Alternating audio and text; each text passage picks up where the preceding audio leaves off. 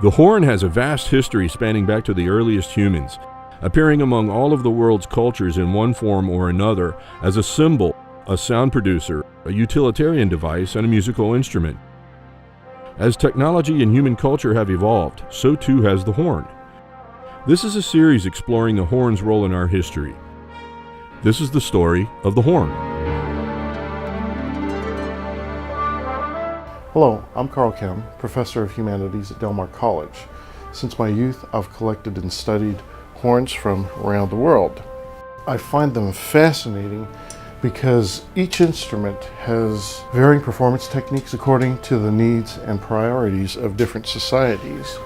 Let's take an informative and entertaining journey with horns that span the ages.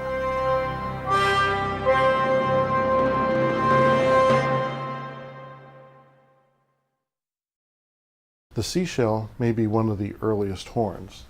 This is a conch. It used to be the home to a sea snail called a Littorinomorpha. Early humans would find these on the beach, easy pickings to cultivate for food. After smashing a few of these open, they realized that it was a shame to damage such a finely crafted vessel. So they figured out that by opening a hole at the base of the spiral, they could extract the occupant by blowing them out, and they'd have a nice vessel and a good meal as well. What happened next was a logical progression. The shell became a sound producer.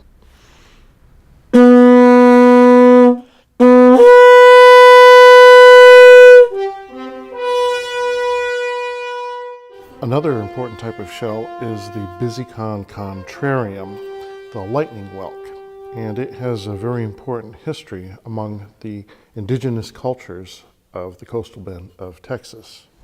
In 1528, the Spanish explorer Alvar Núñez Cabeza de Vaca was living with who we believe to be the Karankawa Indians. De Vaca described the Karankawa trading with people we believe to be the Caddo of the Sabine Basin area.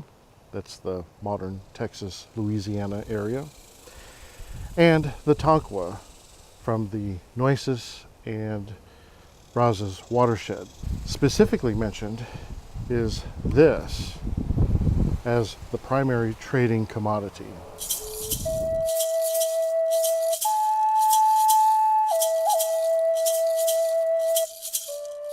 This is the site of the Ixca Indian burial grounds in this area here. The word Ixca is an Apache word that means until I see you again. And it starts from Ennis Jocelyn all the way down to around the coast of Corpus Christi down into Ingleside. Makes it the second largest Indian burial ground. Very sacred to our people. 1933, we got hit by a hurricane that unearthed 150 bodies just at the end of the block from here. When they dug down, they would find what they call burn pits, and along the burn pits, they would also find a lot of seashells, and where there was seashells was usually a burial site. In modern times, conch shells carry the meaning of signaling to the populace. In the book, The Lord of the Flies, he who has the shell has the power to summon everyone. When the shell is destroyed, we see a breakdown of social cohesiveness and any ritualized behavior. In Pacific-faring cultures, the conch is used for general communication, ritualized events, signaling warfare, but in Hawaii, the legislature opens their sessions with the sounding of the pu, as they call it, rather than striking the gavel. Otherwise known as the queen or the pink helmet, this shell is quite small, and because of that, it has a very pronounced conical ratio, which makes it quite loud.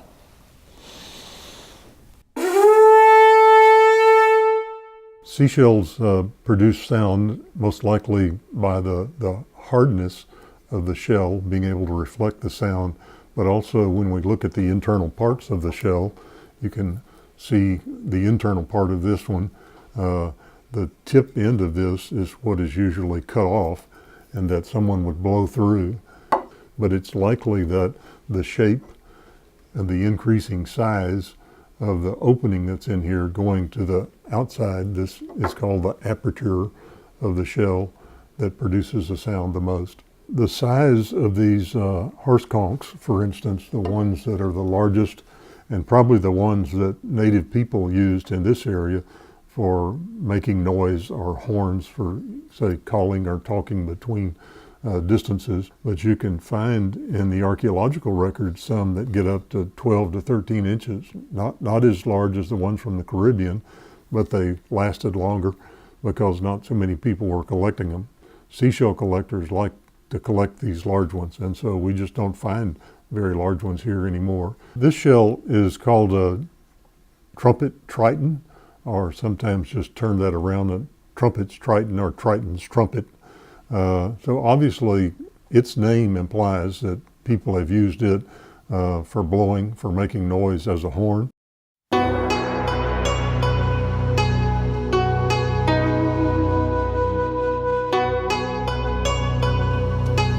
The triton, or the horagi as the Japanese refer to it, is an impressive shell with a very deep, warm sound.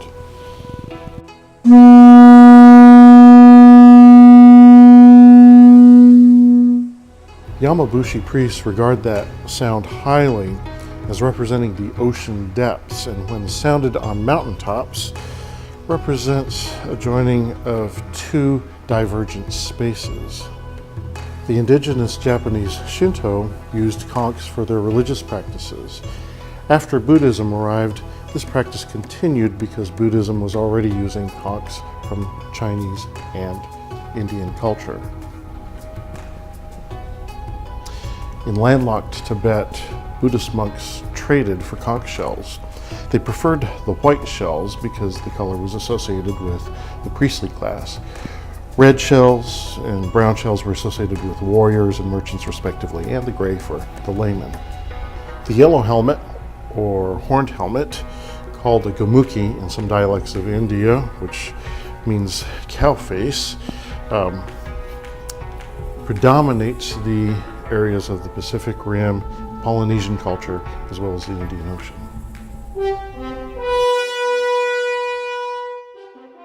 Going back to antiquity in South America, the pre-Columbian cultures of the Chavin in what is modern-day Chile and Peru used conchs for communication. Their name for it was the pututu. The seashell connected their vertical archipelago climate cultures. In a distance of less than 25 miles, you would have people living on the seashores, the lowland plains, the highlands, and the mountains, and each had unique goods from those various climate zones to trade with each other. How would they have initiated contact with each other? Well, they would have used their version of the internet, and this is what the internet sounded like 3,000 years ago.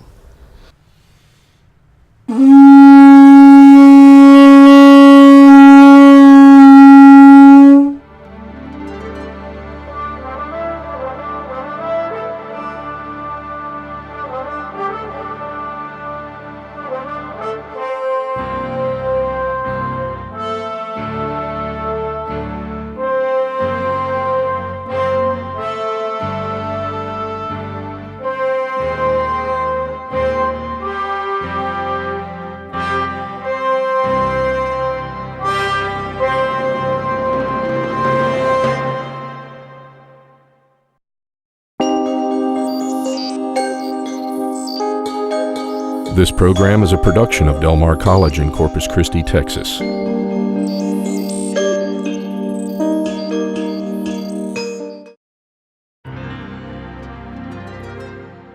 The horn has a vast history spanning back to the earliest humans, appearing among all of the world's cultures in one form or another as a symbol, a sound producer, a utilitarian device, and a musical instrument. As technology and human culture have evolved, so too has the horn. This is a series exploring the horn's role in our history. This is the story of the horn. Hello, I'm Karl Kemm, Professor of Humanities at Del Mar College. Since my youth, I've collected and studied horns from around the world. I find them fascinating because each instrument has varying performance techniques according to the needs and priorities of different societies. Let's take an informative and entertaining journey with horns that span the ages.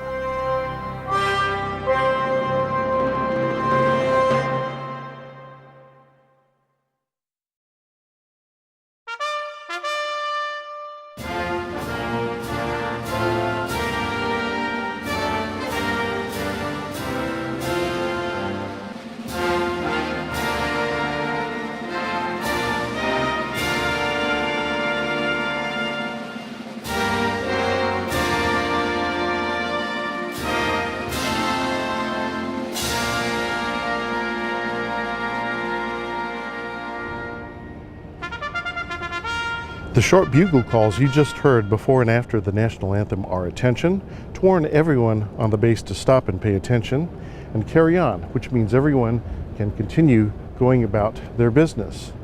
This happens every day here at Naval Air Station Corpus Christi.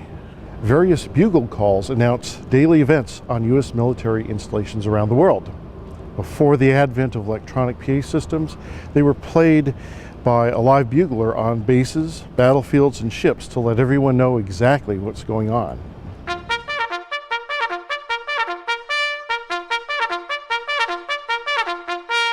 Another call you might recognize is Reveille, played when the flag is raised in the morning.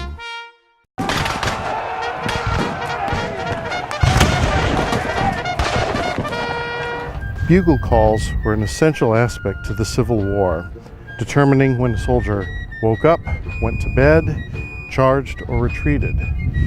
Soldiers were quick to learn these calls. During the Revolutionary War, the bugle was used as a signaling instrument in the Continental Army. Its use evolved from the colonials' contact with France and England, the two countries that have had the greatest impact on our present system of calls. In 1867, Major Truman Seymour, 5th U.S. Artillery, reviewed all the bugle calls then in use by the Army. He eliminated some, revised others, and produced a set of calls that are still being used today. Really, the bugle calls, especially when I was brand new and first came into the military, the bugle calls, what they signified was just tradition. They really help you identify with, hey, I'm on a military post right now, and they give me indications of what's supposed to happen throughout the day. Those calls are important because they keep people focused and they keep them on time. And our days are busy. There's a lot of stuff that comes at you in a typical day on a military base, and it's easy to lose track of time. Are bugle calls in the movies accurate? It depends on what movie you watch. Some are, some are not. Funny enough, I would say one of the best ones with the bugle calls is probably the movie Stripes, which is a comedy. We're gonna start off with a 5-mile run. I know I'm speaking for the entire platoon when I say this run should be postponed until this platoon is better rested. Let's go back even further in the history of military brass horns. Before they were used to coordinate troop movements in the field, they were likely used to sound an alarm warning of imminent danger, then later to create a racket that would intimidate the enemy. An early culture that was talented in metalwork, the Celts, created instruments like this for use in battle. The Carnex was meant to look scary and make a horrible sound. It was also a statement of a clan's metalworking prowess and metallurgic wealth. Just imagine what their shields and swords were like.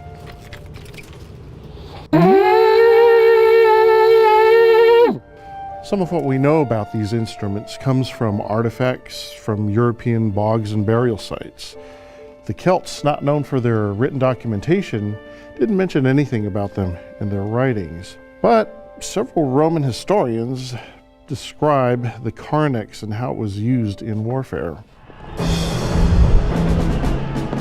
The Romans were more utilitarian, so their emphasis was not on the appearance of the war trumpets, but on their effectiveness. That leads us to the tuba, which is a straight tube, hence the Latin name.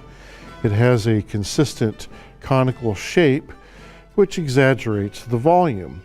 The design was simple, making it relatively easy to transport on long military campaigns.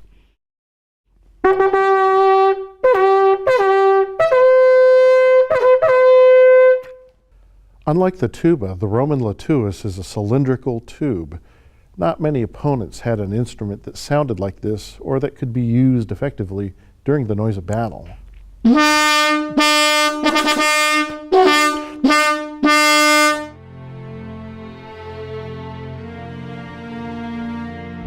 We've taken a peek at some of the earliest military brass horns, but it was in the 19th century that they saw their golden age. By this time, military signal trumpets, commonly called bugles, took on a compact size but delivered a distinctive sound. Many of the bugle calls we hear today originated in the French military of the 17th century.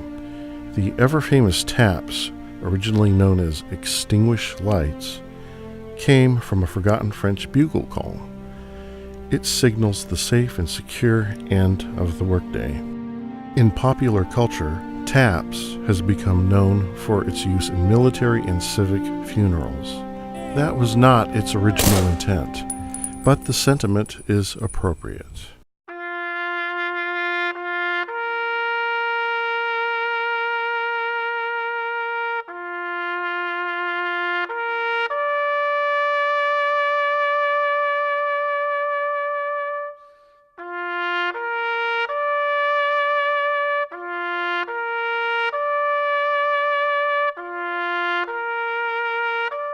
Taps makes me feel humble, honored, and to be here. The reason for that is because as a combat medic, three of us replaced 3 medics that were down. 3 died, 1 lost his leg. So we replaced them. At the end of my tour in Vietnam, my replacement got killed the next morning. So I returned and replaced him. My own replacement, less than 24 hours later. When I came home from Vietnam, I kept tabs finding all the families. And so taps, when I hear taps, I remember all my fallen brothers who died on December 6th and all the way through my tour, and even later my classmates, my friends, my neighbors.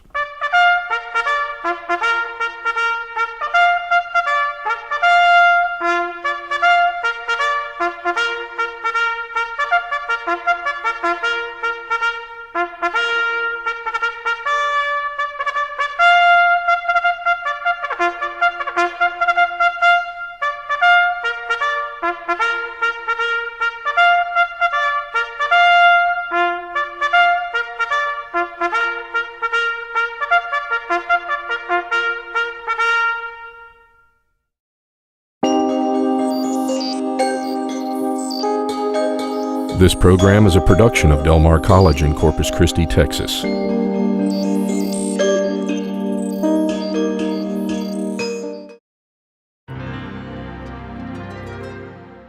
horn has a vast history spanning back to the earliest humans, appearing among all of the world's cultures in one form or another as a symbol, a sound producer, a utilitarian device, and a musical instrument. As technology and human culture have evolved, so too has the horn. This is a series exploring the horn's role in our history. This is the story of the horn. Hello, I'm Karl Kemm, Professor of Humanities at Del Mar College. Since my youth, I've collected and studied horns from around the world.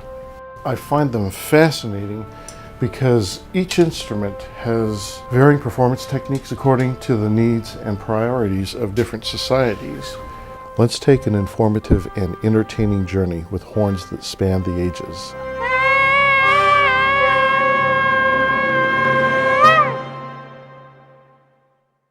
With so many different people and cultures in the world, it shouldn't be a surprise that when it comes to lip-blown instruments, you will find many different shapes and sizes serving very different or very similar purposes. Let's take a look at this one.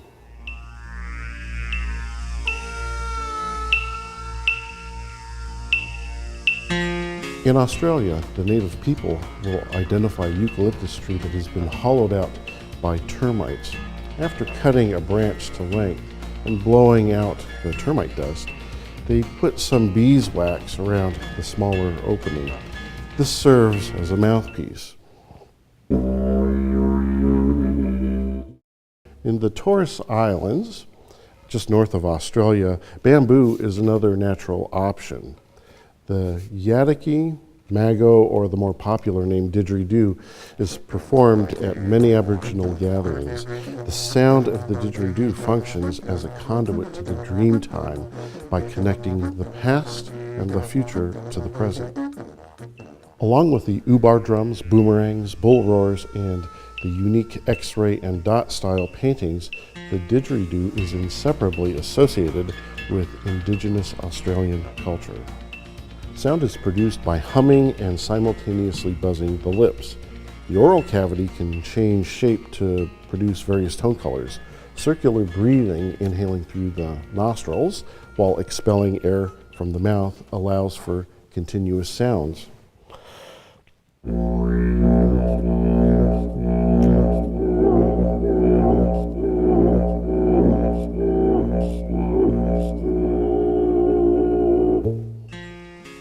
You can find nicely decorated didgeridoos created for the tourist market at import stores.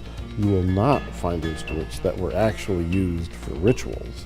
Those are hardly decorated, if at all, being purely functional devices. At the end of the event, the ritual participants will toss the didgeridoo in the fire pit as a reminder of our transient existence. Just as the Aboriginals of Australia respond to the voice of the didgeridoo, there is another group of people that respond to hearing another sort of instrument.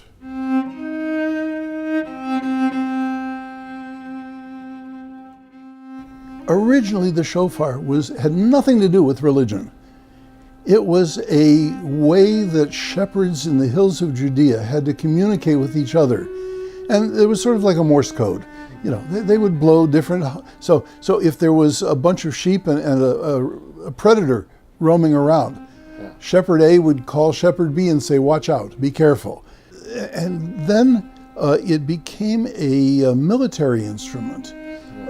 Charge, retreat, put up the flag, whatever, like we use the bugle.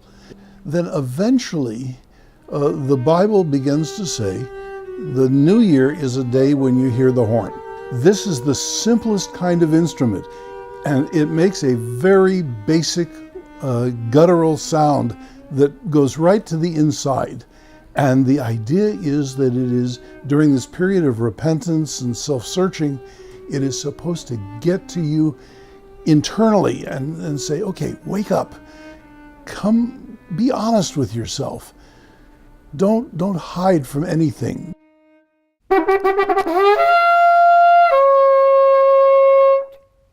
Besides the animal horn, we find in the book of Numbers, chapter 10 from the Old Testament, a command to construct 2 silver trumpets. Only the authorities had the resources required for this, and only priests were allowed to blow them. The Bible makes a distinction between trumpets and shofars. The shofar is really an everyman's instrument, being something accessible to all people. While the small shofar has a grandiose impact of biblical proportions, the modest alp horn is perhaps the most physically outsized and visually imposing of all the lip-blown instruments.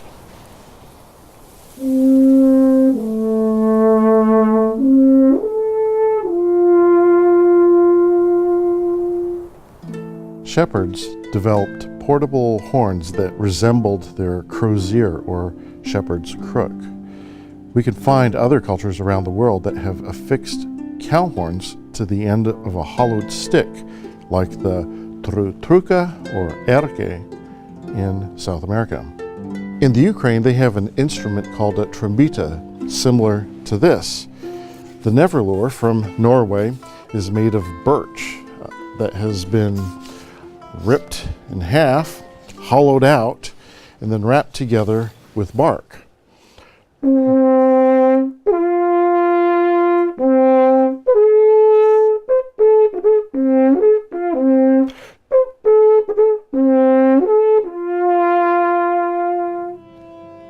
In the Alpine regions, they found the larger instruments capable of producing more tones, and an entire repertoire of songs evolved, some of which became incorporated in classical music standards. The conical bore gives the alphorn a soft, rounded articulation. The straight length of tube allows for a standing sound wave to form unencumbered, and the bend at the bell creates a sound reflection that intensifies the tone color. Though it doesn't come across as very loud, the sound carries over an expansive distance.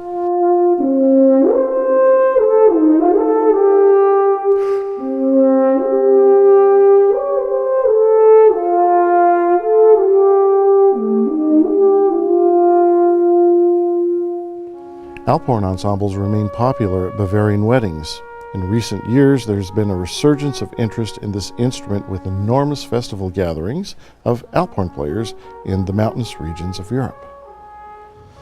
I hope you enjoyed our little trip from Australia to the Middle East, South America, Scandinavia, and then Central Europe.